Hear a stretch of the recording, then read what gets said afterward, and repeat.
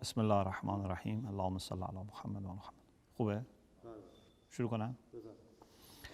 بسم الله الرحمن الرحیم لا حول ولا قوة الا بالله العلی العظیم الحمد لله رب العالمین و صلی الله علی سیدنا و نبینا ابی القاسم المصطفى محمد و آله الطیبین الطاهرین لا سیما بقیة الله فی الأراضین. Alhamdulillah, we have tawfiq to continue our reflections on the book Mafatihul Hayat by Ayatollah Jawadi Amuli. As you remember, we were talking about the first section, which is about our relation with ourselves. And then the first chapter in this section is about thinking and contemplation. The very last thing we discussed was about the need for planning and managing our affairs with contemplation and thinking about future outcomes. There is a point which is interesting about Salman al-Farsi. It's a well-known saying, and it is in Tuhaful Uqul as well, that Salman had this habit that إذا أخذ عطاءه رفع منه قوته لسنته حتى يحضر عطاؤه من قابل. When he was receiving his share from the public treasure, either as something which was given to everyone or as a kind of payment for him, one of the things that he used to do was that he used to leave aside something for the whole year, so that throughout the year he doesn't need to have any worry or concern about his maintenance. Of course, if something urgent happens, if someone is in a need, we should give that person. But it's good that if you can, you plan things in the way that you don't need to worry too much about this, so that you focus on your ibadah, your spirituality, serving other people. So this is part of the planning. Another thing we should observe about planning is a hadith from Imam Jawad alayhi salam, which says that إظهار الشيء قبل أن يستحكم مفسدة له. To disclose your plans, to say what you want to do, to say things before they become firm. Either you want to do and have not yet started, or you have started but not have completed.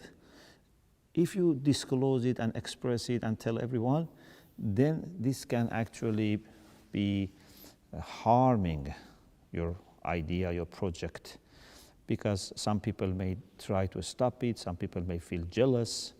So you don't need to be secretive, but also you don't need to disclose everything to everyone.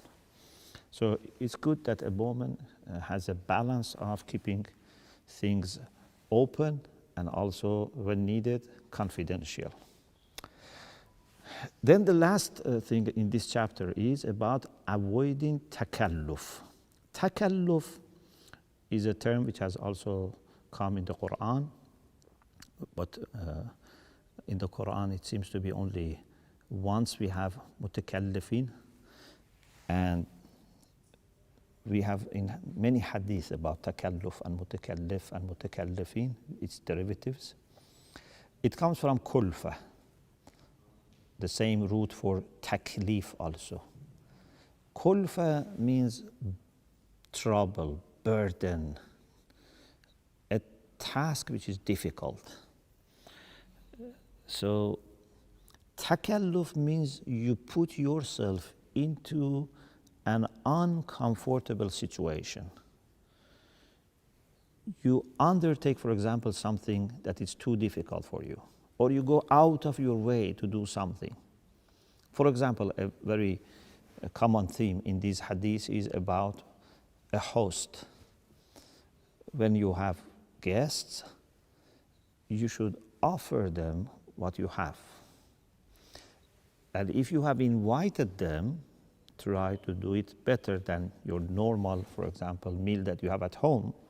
But you don't need to go too much out of your way and make it difficult for yourself and family because you wanted to offer, many different types of meals, or, you wanted to offer the best of the fruits, even if it's not the fruits of season or whatever. No. Or, for example, before your guest comes, you want to change the, sofa or, curtains. Some people, when they have a guest for a week, they may do these things. No, these are not good. It's called takalluf. Means you are undertaking something which is not needed. You undertake something which is beyond your capacity.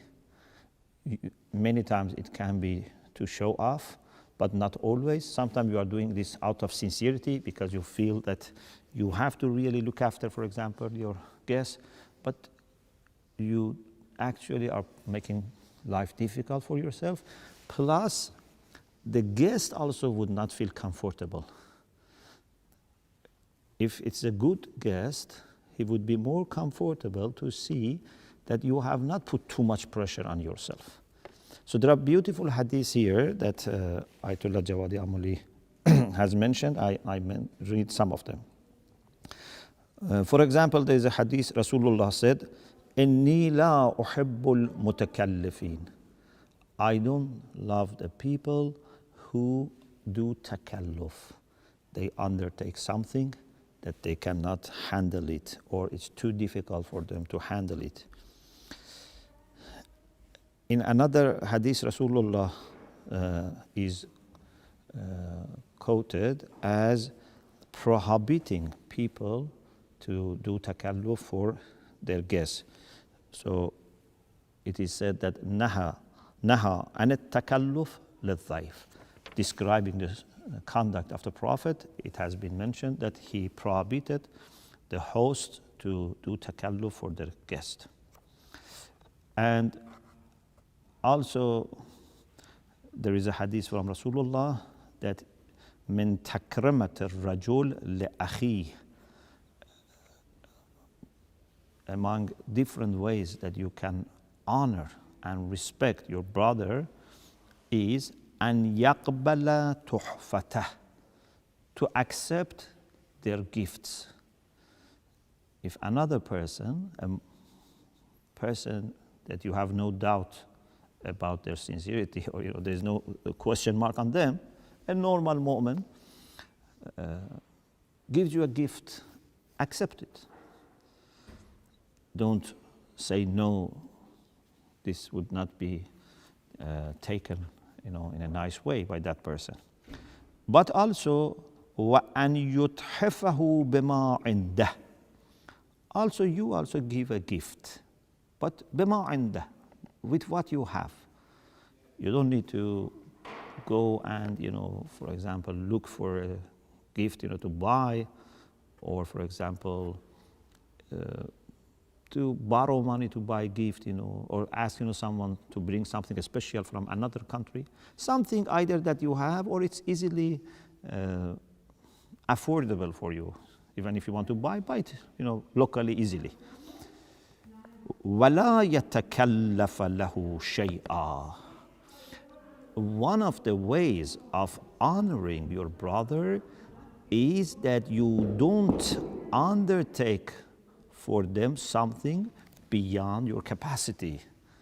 Actually, you honor them, that if you don't put too much pressure on yourself, that if that person sees that you are exhausted, you are troubled, you are burdened, they would not enjoy being with you, they would not enjoy eating from your food, they would not enjoy taking your gift if there has been takalluf.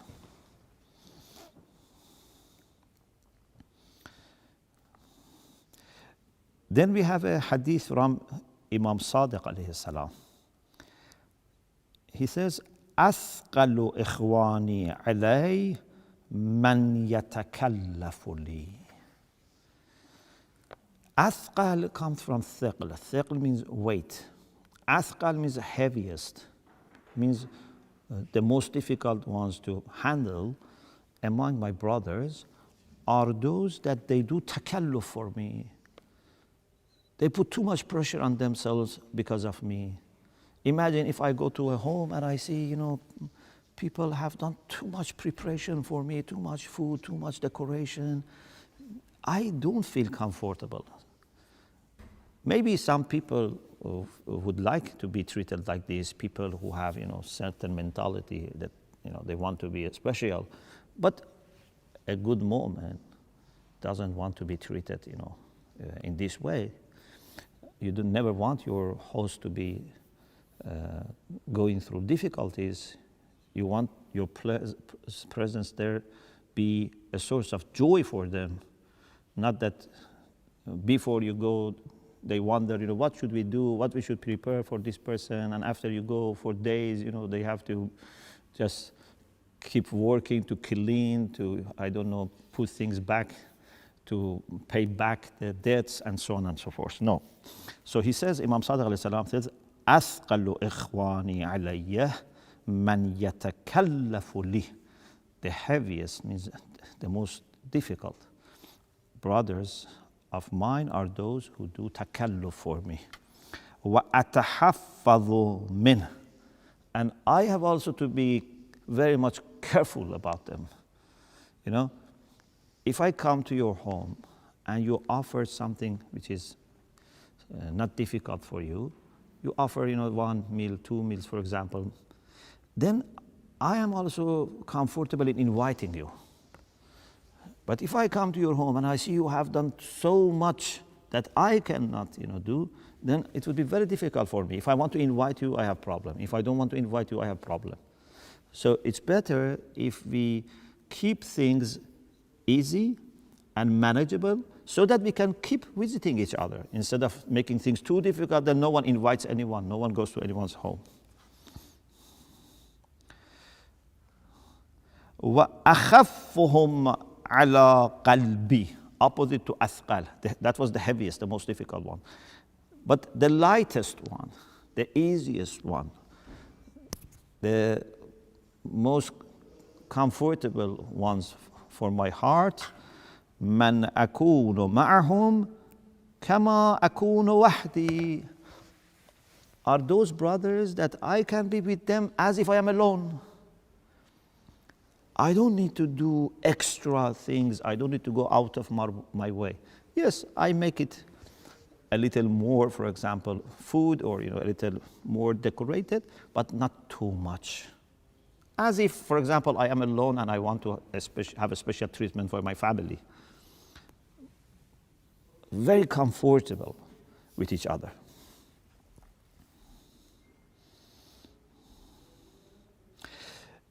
In another hadith, Imam Sadiq alayhi salam said, إِذَا أَتَاكَ أَخُوكَ فَأْتِهِ بِمَا عِنْدَكَ وَإِذَا دَعَوْتَهُ فَتَكَلَّفْ لَهُ.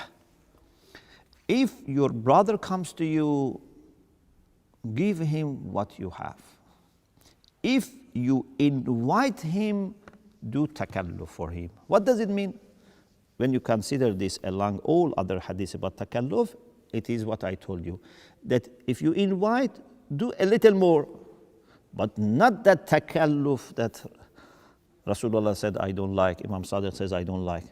It means that when someone comes to your home, he doesn't expect to be given a special thing. You share with him your meal instead of asking him to wait for 2-3 hours so that you make another food for him. But if you invite people, you should not ignore that you have invited. So you have to do a little more to show that you expected them. You are doing something extra. You change your dress. You clean your home, but not by making too difficult for yourself or family, borrowing money, borrowing a special plates from this person, a special, sofa from that person. Just keep it something manageable. Then there is a very beautiful hadith that I mentioned yesterday. And this is about takalluf in the sense of either taking a task or a position or a role that you cannot handle. For example, maybe I am as a student able to give a talk to some, for example, a small community. I shouldn't go and give lectures to a large community. Maybe I can run a class, but I cannot give public lectures. Maybe I can be sometime leading prayer, but I cannot be resident alim. So I have to know my limit. It's very important. Amir al-Mu'minin said, رَحِمَ اللَّهُ امْرَأً عَرَفَ قَدْرَهُ وَلَمْ يَتَعَدَّى طَوْرَهُ. May Allah's mercy be upon the one who knows his limits and doesn't go beyond his limits. If I am a medical student, I cannot now sit and give prescriptions. So every person should know his limit. If I can be, for example, work in an office, it doesn't mean that I can be director of that office. So, Imam Sadiq alayhi salam said, لا ينبغي للمؤمن أن يذل نفسه. It is not expected from a believer to humiliate himself. قيل له وكيف يذل نفسه. Then those who were present, they asked the question, how can he humiliate himself? They were surprised, how can you humiliate yourself? Normally other people humiliate you. Imam alayhi salam said, يَتَعَرَّضُ لَمَا لَا يُطِيقُ. When he or she exposes himself or herself to something that he cannot cope with, he cannot handle it, then he or she has humiliated himself.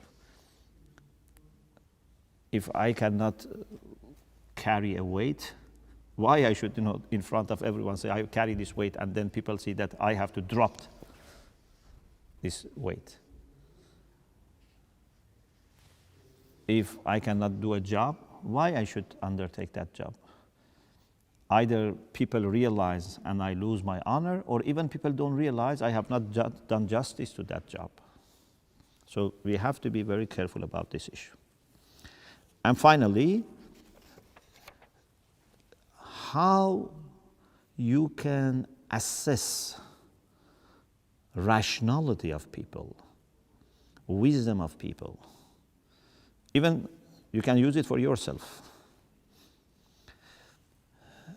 Amir al-Mu'minin alayhi salam says, this is the last hadith in this chapter. Amir al-Mu'minin alayhi salam says, there are three things by which intellect of people can be tested.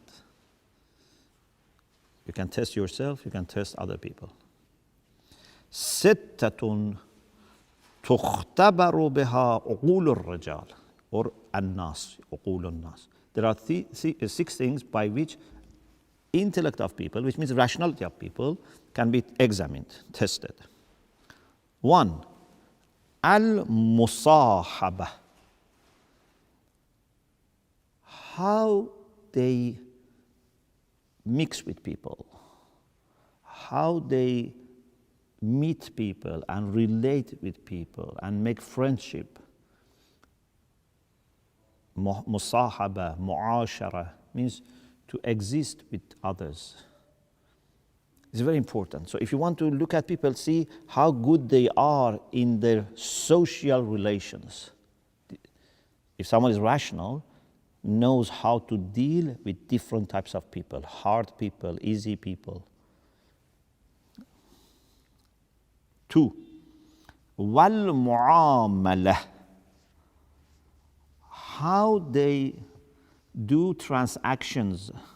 Mu'amala can mean transaction, can also again mean dealing with people. If they work, if they employ, if they contract, if they borrow, if they lend, in these type of transactions, how do they behave? You can see the rationality here. 3, wal wilayah. When they have position, when they have some kind of leadership or managerial role, how do they behave? Because if someone has no role, then the rationality is not that much tested. 4, وَالْعَزْلِ. If they are alone, if they have no power or position or fame, or they don't have that many contacts, how they are. Because there are people that when they are surrounded by many people, they can function. But if they are alone, they cannot function.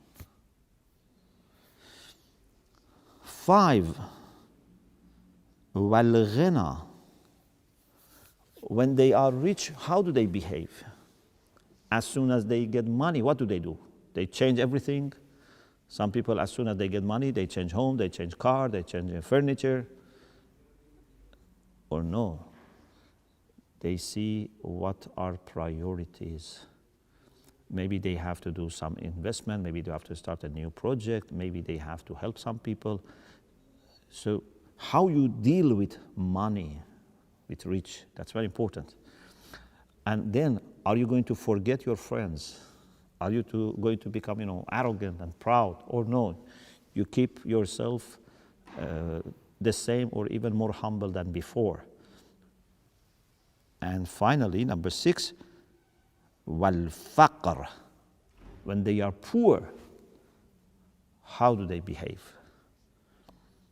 If they are poor, they start begging people. If they are poor, they start doing, for example, wrong things, illegal things, haram things. Or, for example, they become hopeless and despaired and depressed. Their family relations break down. Their friendship with people break down. Or no, they are poor, but they are still very strong. They are very dignified. They are very happy. Their pain is inside, but no one can understand. When you look at them, as the Quran says, you feel that they are rich, they have ta'affuf, they don't show to people their problems. So, in these 6 situations, rationality of people, intellect of people can be tested and examined. I repeat, al-musahaba, about the way they deal with people, or they mix with people, relations. Wal-mu'amala, interactions and transactions with people.